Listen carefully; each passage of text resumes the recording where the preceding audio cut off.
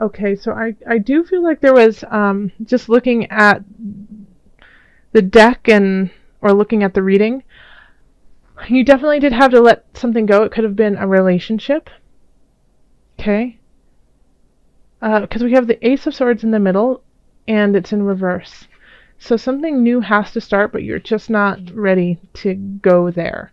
Now, with the Ace of Swords, it's oftentimes a mental issue.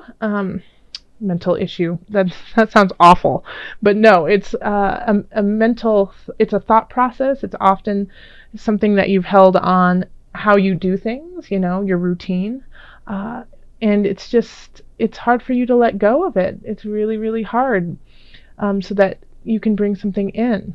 And so that's the struggle this month. So with love, we have we have Temperance, we have the Emperor, and then we have the Six of Swords. Okay? So if you are in an established relationship, if you have a partner for a long time, the Temperance and the Emperor. Temperance is finding balance within yourself, finding balance within your soul versus the outer world. So it could be that you guys have been kind of in this mystical land of love and generosity with each other, and now you're starting to realize, like, okay, there is an outer world out there, and that we need to actually find a balance in there. You can't always just stay in and look at each other adoringly. You sometimes have to go grocery shopping.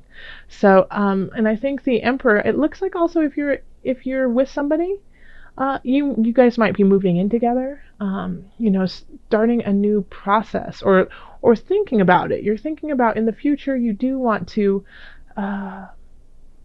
move ahead and cohabitate together, or possibly have children, or just start something that that will bind you guys together, because now you feel this emotional tie to each other, and now you want to have it like in the earthly realm. Now I keep getting a little bit of hesitancy just with these two cards here, the Ten of Swords and the Ace of Swords reversed. So what I caution for those who are together and have been for a long time is that you need to first find balance within yourself before deciding what you're going to do. Okay? So, because I think for some of you, you're going to have to go on this soul journey, and in return, you will be the one turning into the Emperor, and you will be ruling over your own world, and because of that, you might have to move on from your partner. Okay? Because then you recognize where you are with your partner is not in the same spot, so you have to move on. Okay? If you are single, then it's very similar to that as well. I think you have your eyes set out on somebody, or you care for someone, but once again, you have to find your personal balance. You're a little helter-skelter. You might also just have gotten over someone, or you have just broken up with someone, and it's really hard for you to accept, and you just feel like you will love no one else. And so now it's going to take you a while to actually realize, yes, there is infinite love out there to be had.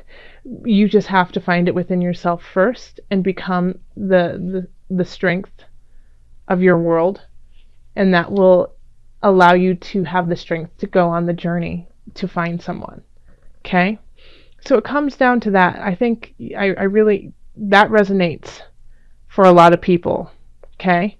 Of look inside yourself, find that hope, that love, that balance in you first, so that you can turn into the Emperor and set on the journey that you need to go. Okay. In career, we have the Knight of Swords, we have the King of Cups, and then we have the Two of Discs reversed. Okay, so obviously, like, this for me is just like obviously two people kind of combating each other in a way. We have the Knight of Swords who has this idea and wants to go forth and just move so fast into the future without even thinking. Let's just do it. Just go for it. Don't think about it. Just do it. And then we have the King of Cups going, slow down, Knight of Swords. That's not how we do things, okay? And then like the King of Cups is like, this isn't my first rodeo, Knight. Now you need to simmer down and listen to me, for I have the wisdom, okay?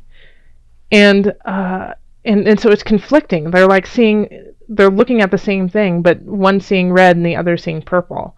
Okay? So it's like, it's so conflicting, and there's no balance between the two. There's like, it's either or. You can't have both because they're so completely different. So this is the challenge with your career, is if you have a coworker or a boss, or if you are, if you're working with somebody on a project, you might feel like you guys are just on two different planets, even though you guys are working on the same thing. And that could be really frustrating. But it's going to really be up to you guys to, sit, communicate, and pick from the pieces the best parts of each one of them to mesh them together and make this project a go. Because at this point, it's so torn, there's no way, it's just stagnant, that you can't move forward. Okay? So make sure that you take a moment, because this is just, they're looking off two different ways, okay? And I want you guys to look at each other and give your strong ideas and listen to my wisdom and work together, okay? In finances, we have the Universe, the Page of Cups, and then we have the Knight of Cups reversed. So be careful if somebody is asking you for money and asking you to donate to a cause. Really look into it. They could be kind of shysters, okay, and not looking out for your best interest. So especially during the holidays, there's a lot of wonderful things that happen, and a lot of money goes to great, great things. But just, be mindful and, diligent about where your money is going. Just don't give a blank check to anyone, okay? And you're going to feel like that, though. You're going to feel like, no, you know what? I just want to give. I just want to give I want to make the world a better place. And that's really great. But I have this Knight of Cups here. So this is somebody who is, a little selfish and will be a little bit manipulative too.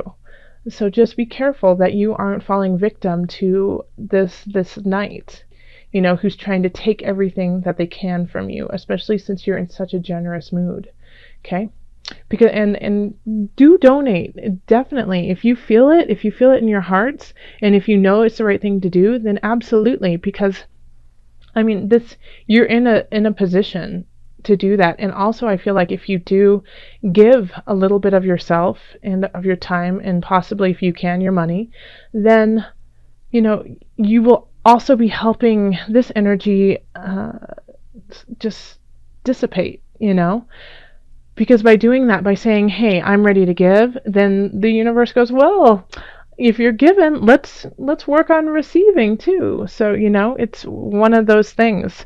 And you have, the two major balance cards here. We have Temperance and we have the Two of Discs, which is all about balance. So, that this is also something that you need to focus on. In health, we have the Two of Cups reversed. We have the Ace of Cups reversed. And then we have the Lovers reversed. It's every single romance card and love card in the deck. In the three right there, okay? And they're all reversed, okay? And this is about your health. So I feel like you're holding on to ideas that are no longer healthy for you in regards to relationship. And this is affecting you and making you stressed out. You're not sleeping, you're not eating correctly, because I feel like some of you Saggies are a little depressed, and are lamenting the loss that you had. And I feel for you, because I can tell it's really deep. It's a deep wound for you. But all of these cards, since it's here, it's like there's such infinite love at the bottom of all this, and you just have to let go of the parts that are no longer serving you. So saying goodbye to that person who no longer is in your life. I mean, because there's beginnings that want to start for you, but you need to make space for them, and you haven't. And you might think you are, by saying things like, oh, I don't need anyone. I give up on love. I don't need anyone. But by doing that, you're just shutting out the possibilities, okay? Whenever you say things like, I gave up on love, or I don't need it, then you're shutting this possibility out. So instead, try to switch around how you are framing your life, and don't say I'm giving up on love, but saying I'm learning to love myself. Don't give up, because don't give up on you. It's important for us to have you, and there are beginnings for you, and there are people out there who just adore you, but I think you're almost getting obsessive, and it's affecting your health, and it's affecting your well-being by thinking about this person nonstop and wondering where they are, what went wrong, and then second guessing yourself and saying, what did I do to deserve this? What did I do that was so wrong that they left? Nothing, Sagittarius. You did nothing wrong. Okay? Well, you might have done some things, but this is a lesson. Okay? But everything is in divine timing. Okay? So you have to understand that even if you weren't acting from your highest energy, that was a lesson you needed to learn to bring in that person who will keep you at a higher vibration. Okay? God box. This is perfect for you. Okay? Okay! Oh, gotta stop saying it. Write any worries, concerns, or desires on a piece of paper that you put into a special container called a God box. Do this as a way of letting go and allowing the divine to help you. And especially because I feel like this is, it's just so hard for you to let go of this right now, and you really do need to let go of it. It's not serving you anymore. It's not helping you out. It's taking away your life force, and there's places you need to go, and the world wants to shower you with love, joy, financial freedom, wants to do that, but you have to make space for it. So if this is really bothering you, if this situation, which I'm pretty sure it is, then write it down, put it all out there, let it all out, and then just put it in a box. And you could even safely burn it, or you could send it out to sea, or have a ceremony around it and then rip it up. But in a way, just releasing it, writing out, rip it up, release it to God, release it to spirit, release it to the universe, and trust in the universe to solve it for you and carry you through. Okay, let's pull from the animal spirit knowledge deck.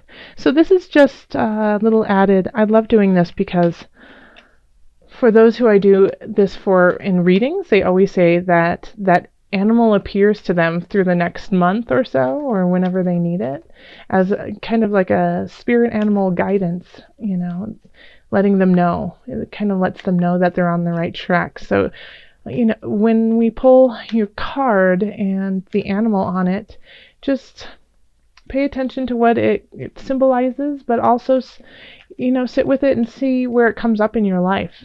And it is the polar bear. That's hard to see. And I think I have it. Oh, it goes this way. So the polar bear symbolizes power, wisdom, peace. Oh, that's great. Yes. So the polar bear can, withstand the coldest of cold, walk through it with grace and dignity. So even in this time of pain, you have the ability to keep walking through it, walk with power, with wisdom, with peace, knowing that at the end of the day, you will come out triumphant in your own life, only if you decide that you are triumphant in your own life.